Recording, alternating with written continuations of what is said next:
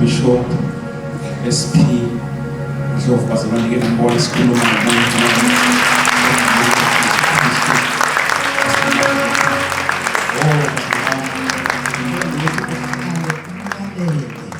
umuzwe ukuthi uthini lento sikhuluma ngayo lana ke kodwa ngasekugcineni bese siyibona practical egameni likaJesu. Ngiyacela bazalwane simshayele izandla once again. Sibaba uBishop SP Ndlovu. Hallelujah.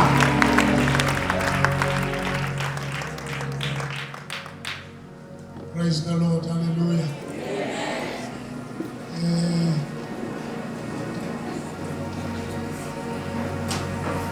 Ungibambe ngazolini UST. Thank you so much for the lithuba okuba sizoba namhlangano. Siyambonga uNkulunkulu ngawe. Siyambonga uNkulunkulu the podcast yakho ekubonakala ukuthi zinkulu izinto ezenzayo. Ithinta abantu abaningi ezindaweni ezihlukeneyo, isikhathi ezihlukeneyo. Siyathandaza uNkulunkulu ayiphakamisa iyenza kakhulu kunalokho esikubonayo. Angibingelele inqwele. Amen.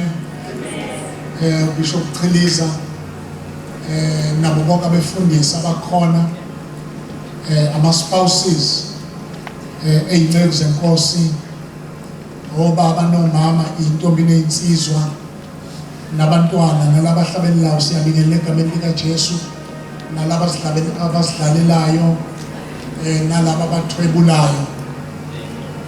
Siyabingelela egameni lenkosi. Amen. Siyabingelela egameni lenkosi. Amen.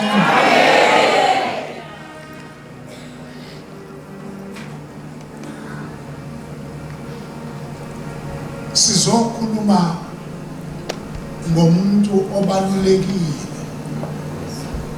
ebuthathweni bukaNkulunkulu, Moya oNgcwele. Akayena wesithathu, akayena owokuqala, akayena owesibili, bayalingana bonke. That is why uthola encwadini yezenzo laba aqala khona ubonakala ebandleni. Umonakalo oqala ebandleni sawubona subona encwadini yezenzo chapter 5. La elathi ibandla likhotha umoya ongcwele egila isimanga. Le ncwadi eBhayibhelini okuthiwa izenzo zabapostoli akuzona ezabapostoli, izenzo zikamoya ongcwele ngezandla zabapostoli. Esebenza umoya ongcwele ezingeni eliphezulu. Lithi iBhayibheli abantu baphuma badayisa ngamazwe, badayisa ngemizi yabo, bengathunywa ngamuntu, ungavulwa amavesi. Umoya ongcwele ezisebenzela yena, badayisa ngezinto abanazo, babuya nemali, bangayibeke emakhanda abapostoli kodwa bayibeke enyaweni zabapostoli. Ngoba namhlanje into eyonakele kakhulu, imali isuke yabekwe ekhaya, kwase kuba yiyo elawula, nabapostoli balawulwa yiyo. Ngalesa sikhathi umoya ongcwele wathi ayibekwe enyaweni, yathathwa kwabelwa bonke ebandleni njengokuswela kwabo. Umonakalo ungeniswa i-couple, abashadikazi ababili, Anania noSafira. La sabona khona uhlobo lwabazalwane abakwazi ukuba babe enye into abangesiyona. baphuma bayodayisa ngezwe labo. Uma bebuya babuya sebeshiyana, omnye sihamba phambili, omnye eza ngemuva, ngoba masekonakele kubonakala ngalokho. Abaphume behamba kanye babuya beshiyana. Yangena indoda yafika nemali yayibeke inyaweni zabapostoli. Kwezwakala umpostoli uPetro ethi, iyona yonke yini le? Iyona yonke yini le? Uthi ke uAnaniya, hayi iyona yonke. Uthi lelizwe ngesikhathi kuselenu belingekho enemandleni. Uma senilidayisile imali bingekho enemandleni. Uthi awuqambanga manga kithi, uqamba manga kuNkulunkulu.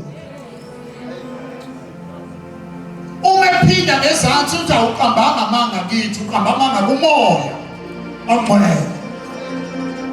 Ngesikhathi ethi awuqambanga manga kuthini, waqambe kuNkulunkulu, akwenzekalanga lutho olubonakalayo. Kodwa wanede wathi uqamba manga kumoya ongcwele, washayela phansi uAnaniya wafa sentime.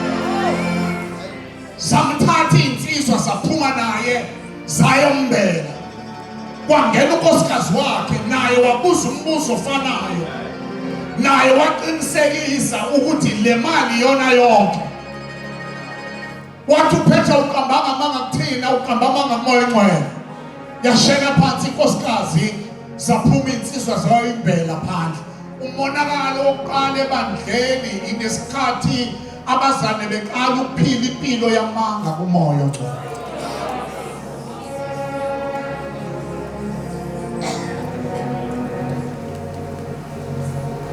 Manje sizothinta leyo nto. Uma sithinta lento sizothinta nje amajwaphana athile, ebese sideda ukuthi ngoba akukhulunywa ngaye angafiki. No, akwenzeki nje athintwe ebese khanjwa njalo. Meke wathintwa nje ikhonto esuke izokwathina. Khonto esuke izokwathina. Ngicela ke ukuba into yokuqala engifisa ukuba ngikhulume ile ethi zilungise wena.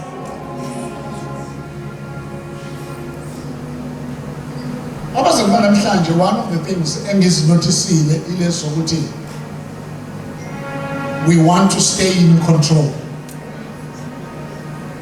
Siyasaba ukulahlekelwa ukulawula. Ngisho sikhonza si careful ukuthi singalahlekelwa ukulawula. Singabantu yathi enye indoda yalapha eThekwini, uhamba abanye abahlobo baphesheya bezela kwingabadi yakithi. Unebandla ligcwele, so sebeyambuza phandle, ubuzwa yilo umnumzana uthi, why ibandla lakho ligcwele kangaka? Usethi ke lo mzana emphendula ukuthi no, ngoba ngiyathandaza.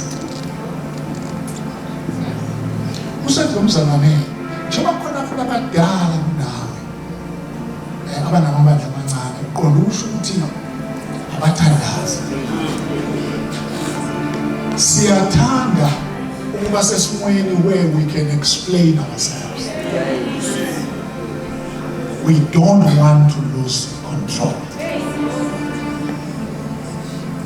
That is why ngisho kungathiwa the unction of the Holy Spirit moves here. Ubheke inwele zakho, uzithengile, ugade makeup yakho, uzenzela. Thina sifuna ukuba in the present. Sithi siwi present and siwi present yethu.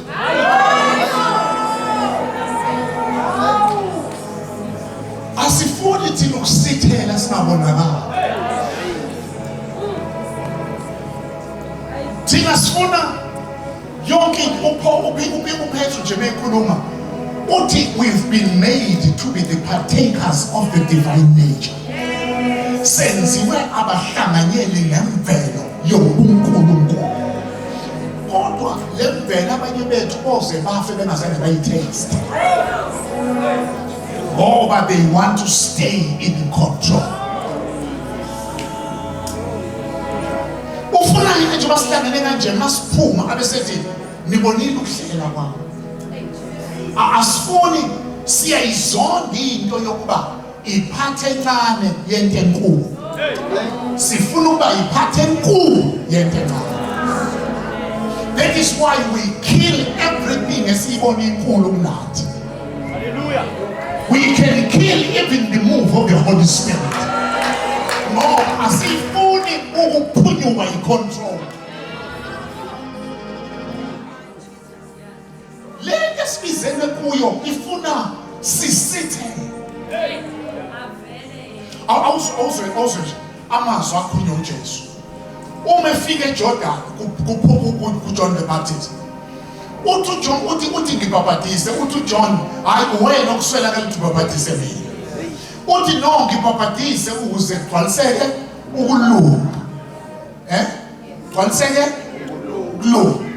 Uma embhabhatisa awuzwe labantu.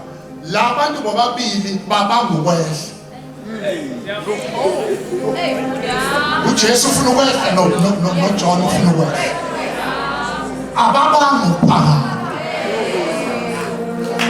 Jesus understood the principle. Ukuthi mawufuna ukuphakama yena. Awufuna ukuphakama yena.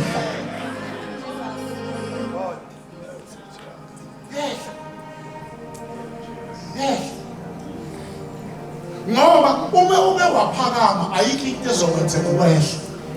Kodwa mawehlile usazophakama. So uNkulunkulu makasize ngoba lento esibizele kuyo ingenwe umoya ovela kwaSathane. Wokuthi wonke umuntu ufuna ukuba mkhulu. Nofuna ukuba mkhulu ufuna ukunciphisa abanye ukuze kuvele.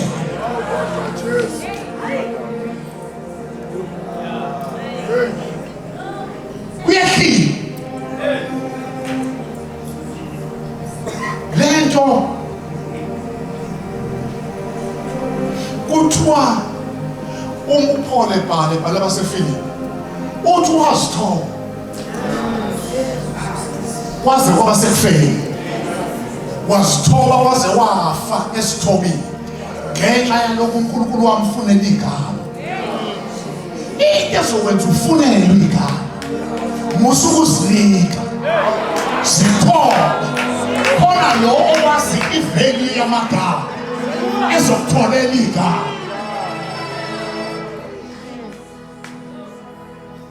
Mawula nciba mawula lana akuyine age njoba size la asizivi zonqinela ngezimvu la kulento wehla noma umdala wehle nabo omncane abanye abancane bathatha iadvantage kanti abazi ukuthi amandla lento asekwehlele.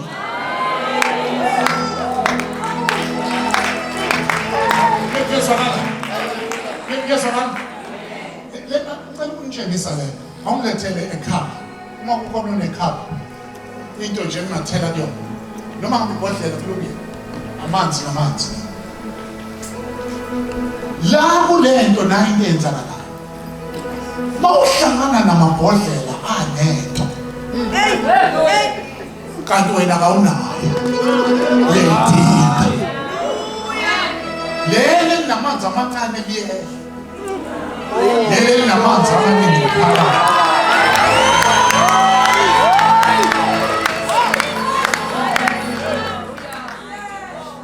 Alehleli lehleli into phakathi.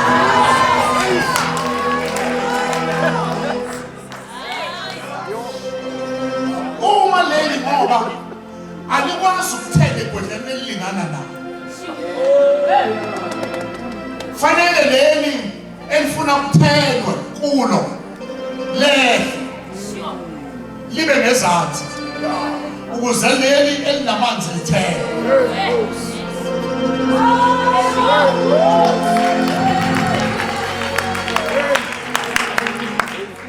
Uma sekutheliwe kuwe nawe sowuthola amandla ukuthi kwabafuna uthele.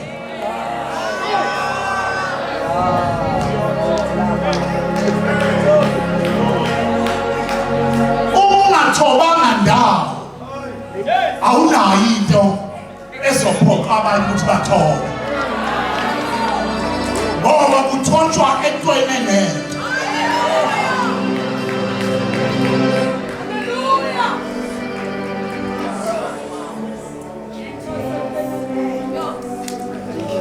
Manje uthoba noma lento enento imfishane kunawo. Ungabheki usize wayo, ubheke into eyiphethe.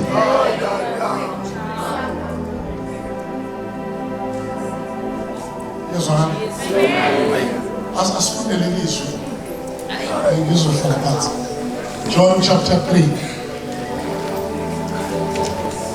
John chapter 3. Sifunda from verse 1.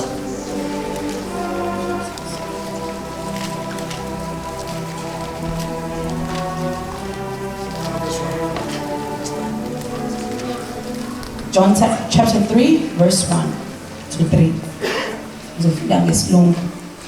There was a man of the Pharisees named Nicodemus, a ruler of the Jews. This man came to Jesus by night and said to him, Rabbi, we know that you are a teacher, come from God, for no one can do these signs that you do unless God is within him. Unless God is with him. Unless God is within him. Okushuthi ake sikhulume kafishane. Okushuthi le ndoda efika la uNikodimi igama layo. Kunezinto ezimbalwa ngale ndoda, kuthiwa le ndoda yombusi, is a ruler. Kan le ndoda indoda yesonto noma yenkolo yeJudaism. Futhi lapha esontweni le ndoda kuthiwa iwuthisha. Ngofunda lezansi nje kuthiwa iyafundisa. Ngoba into eyenza ize kuJesu ayifikanga yababaza ukuprofeti. Yababaza ukuthisha. Ngoba nayo iwuthisha. Yakhuluma ku11 naye kuyo. Uzobona ngezansi ukuthi uJesu uthi noma uthisha ukwazi lo. Uhambasho njalo. Nawo kodwa into engifuna siyibamba ile ethi ihlelo labaFarisi lalimelene nemfundiso kaJesu. Amen. There was nothing common between Pharisees and Jesus. uJesu imfundiso yakhe exposed abaFarisi. Amen. Ngoba umuzi ukhuluma nabo ethi kunabaFarisi mbabi ngoba nifike nibiza abantu nithi abeze. Mase befika bathole nani ukuthi lento enibabizela kuyona ngemini nimngasemnyaka. Ushuthi niyabaqhuba nibayisentweni elingangenile kuyo. Ngathi ngikhuluma nalezulu esibaqhubayo abantu. Ndakufaka entweni angangenile nayo. Enye izinto esiyithola la uNikodima njengoba eza kuJesu uze ebusuku. Ziningi izathu ezingasibeka sokuthi yini ezebusuku. Sinye ngaba yiso lesi sokuthi usaba labahambisana nabo. Ukuthi mabembona eya kuJesu. Ungase lokho kususa inkinga ukuthi uhlanganisane naye. Yabona futhi njengerula usaba abantu. Ukuthi abantu mabembone uJesu bazothi awunaye.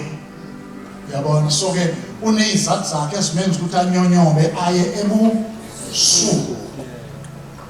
Ngicela singene engxoxweni yakhe.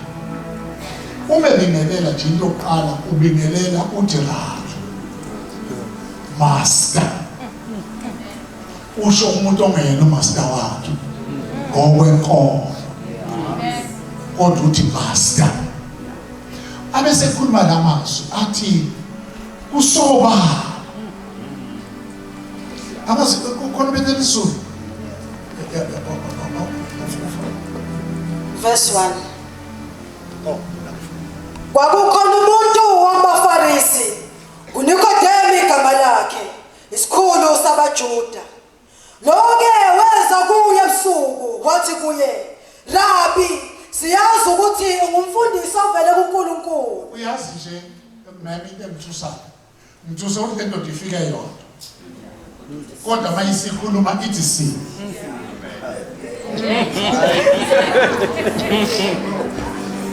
Ivele iqedeke le ukuthi le ndoda yafika yodwa yayisibakhulumela bababili. Ayisho ukuthi yazi ithi si. Usho ukuthi khona imihlangano ehlangana ngasese. Kuxoxwe ngandaba yale ndoda. Kulo mhlangano sonke sivumelana ukuthi le ndoda ayifani nathi. Zothandaza ke mhlanje. Zothandaza. Sasiyazi ukuthi wena ungumfundisi. You are a teacher that comes from God. Asizwa ngezifundiso zakho. Sibona ngezinto ozenzayo. Ngoba akekho umuntu ongenza lezi zinto ozenzayo. uNkulunkulu engenayo. Izothi le ndoda amzini ukuzovuma wena Jesu. Kodwa mvuma uNkulunkulu onayo. Ukuthi uNkulunkulu onaye unemhlola igilayo. Noma singalifuni isonto lakho. Noma singalifuni insindiso. Noma singasonka nawe. Noma singadumisa njengawe. Kodwa kunento kuwe. Esitshela ukuthi uNkulunkulu unawe.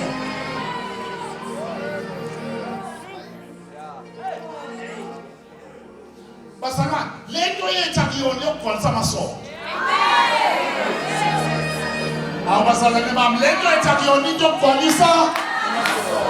Lento yinto yokubonwa. Bayibone behlele emasontweni abo. Bathi besebenza bekhona siyazi. Hayi noma yena lento yakasizwa kodwa siyazi.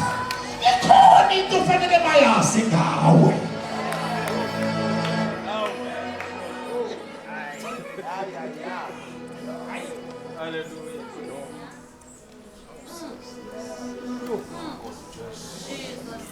Siyazi. Siyabonga Bishop Khulisa uJesu tangathi fika abe hambe esikambaneni. Akahlala beyingane. Ukuze sitshengise impilo yobungane. Ukuthi ingane izitha zayo ezifuna ukuyibulala. Asifuna ukuyibulala ngenxa yento eyiyo namhlanje. Sisaba ikusasa layo. Kodwa obaba babekelwe ukubaleka nazo ingane. Sibone ukuthi sibone ngewindi lakwamoya. Ukuthi one of our responsibilities njengoba ukubaleka nezingane.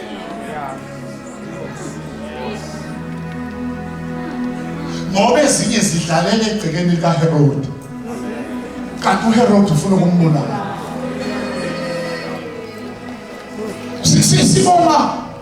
Sibonga ukuthi athe sesontweni eno 12 years esasi nembalo ayidebate esontweni imbalo ayidebate esontweni imbalo kodwa bese bakhona ubaba ofika ebesethi bengicela nimbizelele emfana ngani bezofana muphi lokhu uJesu bayibuye bathi uyihle noma wakho nabafowethu bakubiza phandle. Sibonga ukuthi kanti nasenkonzweni siyakhuzwa.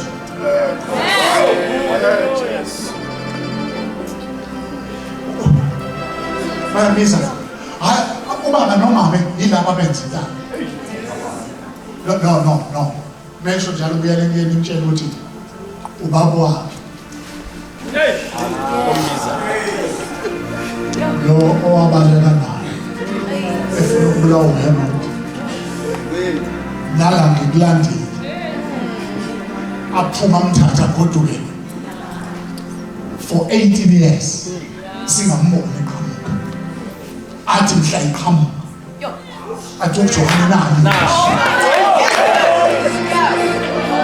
esho sekuyindoda endala ka eyake yalanda inkonzweni ngoba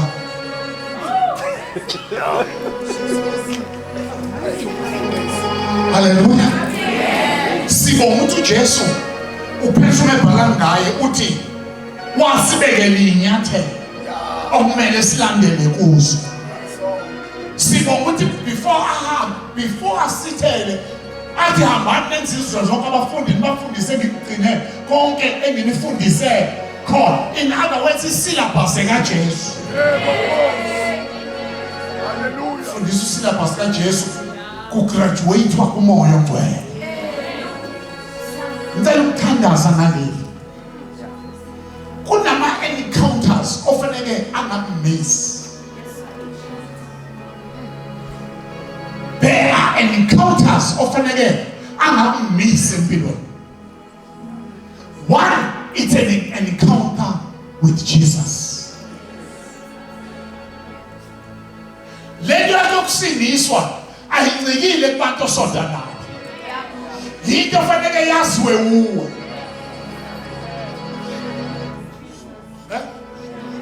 Fanele mawuthi ngingawukhohlwa umhlalo. Ungasakhona nawe. Ukhulume nento owahlangana naye abantu bengaphandle. Noma ningama nibe inqwaba kwe-altar call kodwa umewedwa. Ungamazi lo ukuthi ubiswe yini. Ungamazi usukunyiswe yini phansi. Usukunyiswe eyakho.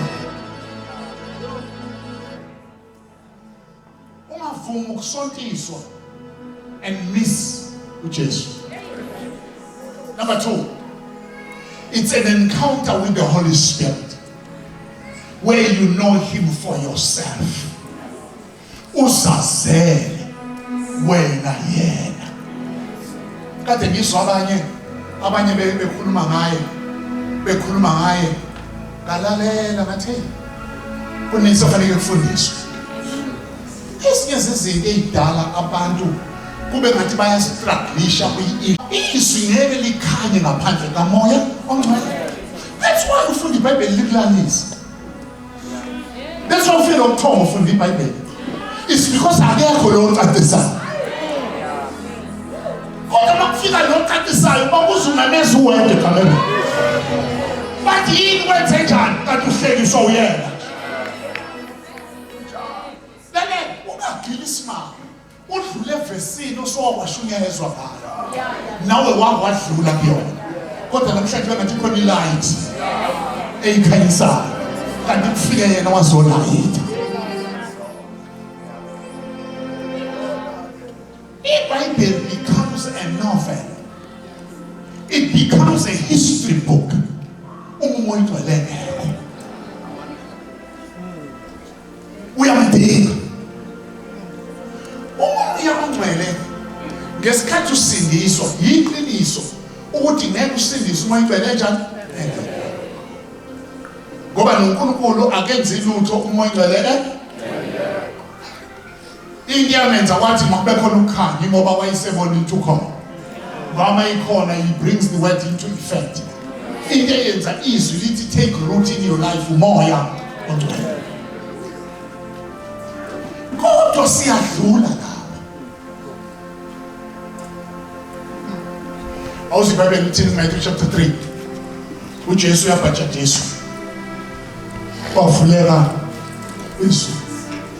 Kwehla umoya ongcwele wehla umoya ongcwele wehlela phezulu kwakhe lakhuluma izulu lathi lo uyindodana lento yenza izulu likhulume likhuluma usehlile umoya ongcwele ngoba alikwazi ukuconfirm umoya ongcwele ngeke ngoba fanele bafakazela ubaba nomoya ongcwele ebese gcineni lithi muzweni noma ngaba ufuna ukumuzwa uyagcina umuzweni ngoba into efuna eyenza ukuthi umuzwe akungoba uthanda ukumuzwa into edala umuzwe ngoba kuthiwe umuzwe kanti ukhulunywa phezu kwakho umoya ongcwele ukhona. It's just a matter of time before umuzwe.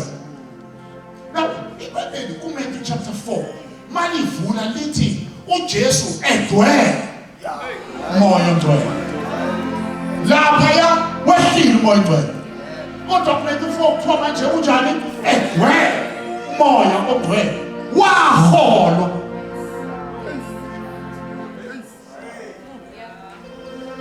Your struggle with umoya ongcwele ukuthi ufuna abe yiphassenger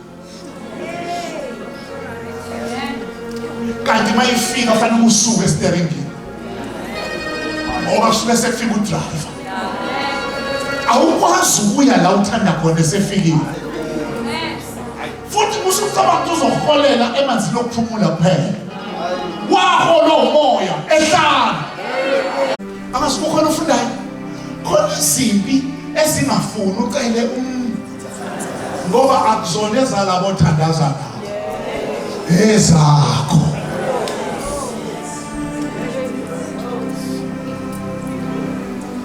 khona umjovo esokujova ngawo namhlanje lento yakho ulophakame mthandazweni kithi nama ngibiki ufunde into ofanele uyifunde kuyo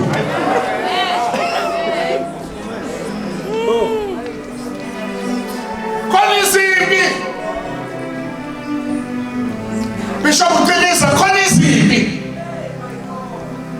osuke endlini kade kwehla amafutha uxotsha ngamafutha omkhosi uphondo lomkhosi libheke phezu kwakho uthi usuka la uthi ubuyela ezimvini ufike igubesela ikulindile lela bhubeza lizile wena lwenziwa luze kulento eyenziwe kuwe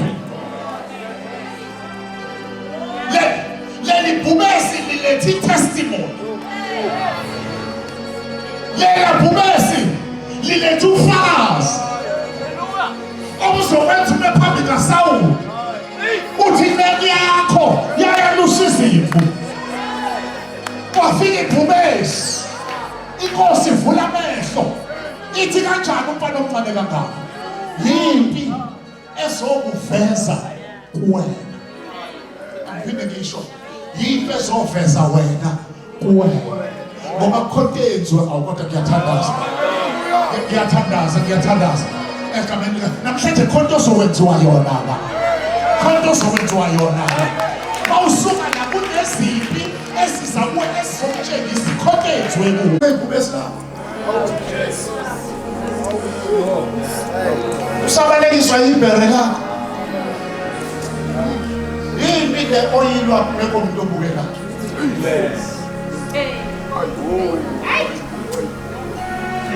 yimpi le oyilwe ofakaza kungekho kushayela izandla yimpi ezothi khonto eyenziwe kuwe